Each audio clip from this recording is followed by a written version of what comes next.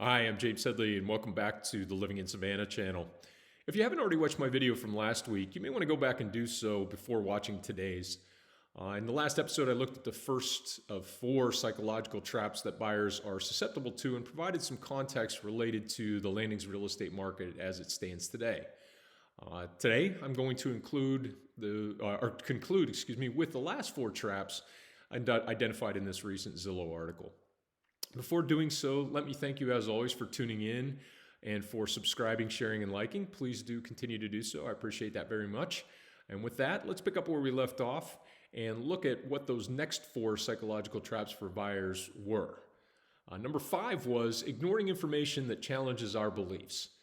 In other words, that old confirmation bias that you might recall from Psych 101, where you discount new information that doesn't support your existing perspective and or where you overweight new data that supports your opinion. Now think about those prospective buyers out there sitting on the sidelines since summer of 2022 who remain on those sidelines because they thought that interest rates could not go up anymore after they hit 5%, for example. How best for you to avoid falling into this trap? First and foremost, be receptive to data. And also work with an agent who is both immersed and comfortable in that data and also willing to provide you with a 360-degree perspective on the market versus one who tells you only what you want to hear. Number 6 was getting stuck in the past. At first blush, I admit that I thought this was a redundant trap to number 5, but the finding here stems from actual buyer memories and nostalgia. Did you grow up with a lake in your backyard and refuse to consider any homes that don't have a water view as a result? Or maybe you have a bad memory of a golf ball hitting your house. Or maybe you were the golfer who hit a house and have a bad memory of that. So any home on the golf course is a no, regardless of its location relative to the course for you. This might be the toughest trap to avoid, in my opinion, but I think it is about being open to creating new positive memories. Number 7 is fixating on one thing and losing sight of the big picture. Lots of possible examples we could get into here, but I look at this one as being distracted by the bright, shiny object and losing sight of the broader context as a result. Imagine, for example, that after seeing a number of patio homes in the landings with a variety of views, or perhaps not much in the way of a view, you walk out to a beautifully landscaped backyard at a home on a half-acre lot.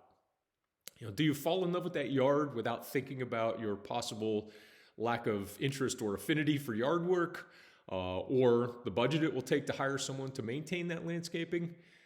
If that house is at the southernmost end of the island and you are a family who plans to spend a lot of time at Marshwood Pool, is that backyard going to offset the admittedly first world problem of commuting cross island frequently to enjoy the Marshwood Pool? Avoiding falling into this trap is best accomplished, in my opinion, by envisioning what the ideal landings lifestyle would be for you, and then working backward from there to determine the best places to look for your home here in our paradise. Recognize at the same time that there will be some likely trade-offs along the way, and know that you'll just prioritize them accordingly. And last but not least, that brings us to number 8, which is moving ahead with a purchase because of the money and time you've spent finding it. So you've avoided all of the aforementioned traps and found a home that seems perfect for you, and you've negotiated successfully to secure a purchase agreement. Then new information comes to light in the inspection process. Maybe there are structural issues that preclude you from making updates that you plan to make to open up the house or to upgrade the outdoor living experience. Now, how do you deal with this? Sometimes you will still want to move forward, but the key is to avoid doing so simply because of the sunk costs. Rather, come back to the idea of picturing yourself in the house as is in a few years versus how you originally expected or hoped it would be and what you hoped it would become. Would you still be as excited at that prospect if you were viewing the home afresh?